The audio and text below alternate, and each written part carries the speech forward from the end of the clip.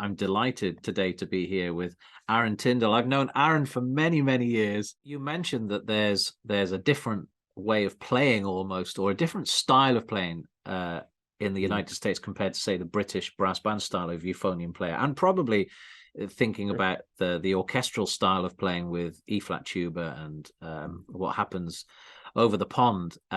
So do you think you had to change your style of playing when you were in the UK in terms of playing in the ensembles compared to what you did then in the States? Did you see a definite difference there?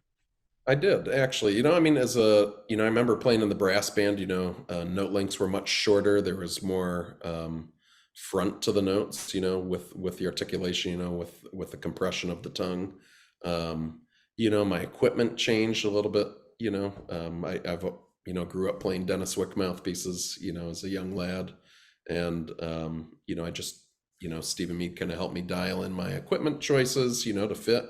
And I mean, I really enjoyed it. I mean, just the technical accuracy and the rhythmic, precision that's required over in Great Britain it was just stunning, to witness and be a part of, and to be challenged, on another level, and then of course, I mean, I think, I know that all of the great attributes that I learned as a euphonium player definitely carried over into who and what I am, as a tuba player and as a solo artist, and the rhythmic precision, that I strive to have in the orchestra. So, who would you say inspired you more? Was it the peers, the people that you were sort of your colleagues that you were playing with in various ensembles, or was it teachers, or was it listening to CDs, vinyls, that sort of thing?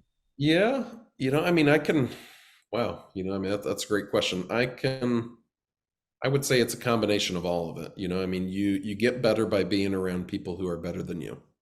And if you're a big fish in a small pond, I don't see those people really take off as fast or challenged as fast. I mean, I went through a little bit of that at some of my stops, in my education, but I also, became a small fish in a big pond at a few places. And just learning that if you put the work in and you have a teacher who's willing to walk alongside of you and show you A, and then show you what B is, and then show you what C is, and say you cannot skip a step in the process. So I would say, my teachers, I'm really blessed to have worked with the absolute best in the business, some real living legends, and my utmost respect and hat is off to them. Also the people that I went to school with, my colleagues. I learn so much every day, and I'm inspired by, string colleagues and wind colleagues and brass colleagues. I've worked a bit on and off, with Joe Alessi. He's a huge inspiration to me.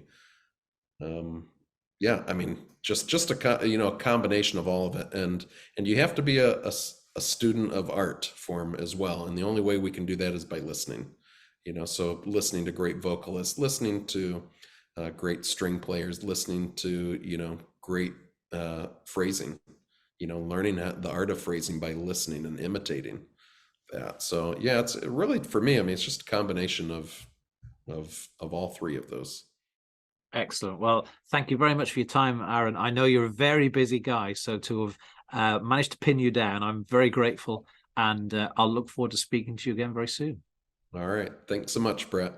Pleasure.